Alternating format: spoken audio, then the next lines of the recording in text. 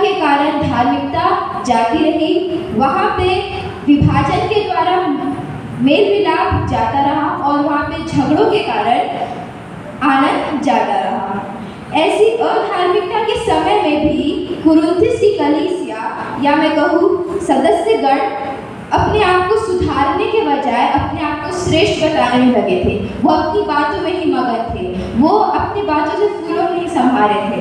और इसीलिए यहाँ पे हम पढ़ेंगे पहला कुरिन्थियों 4 उसका 19 पद में, वे के परंतु प्रभु चाहे तो मैं तुम्हारे पास शीघ्र ही आऊँगा और उन फूले की बातों को नहीं परंतु उनकी सामर्थ्य को जान लूँगा।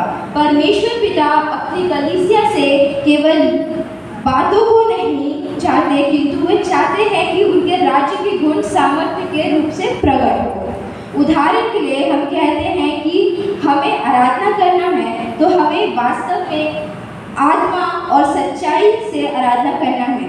वो हमारे ओठों से और आगे जाकर हमारे हृदय से उमड़ना चाहिए।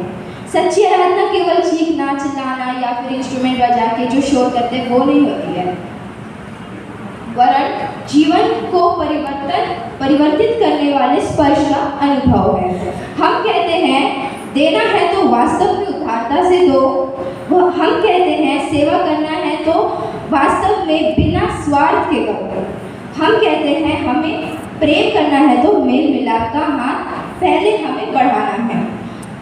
इनके द्वारा हम अपनी कलीसिया की और ज़्यादा प्रभावी और मसीह गवाही के लिए सामर्थी बना सकते हैं। परमेश्वर पिता ऐसा करने में हमारी सहायता करे। आमीन। आइए हम प्रार्थना में जाएंगे।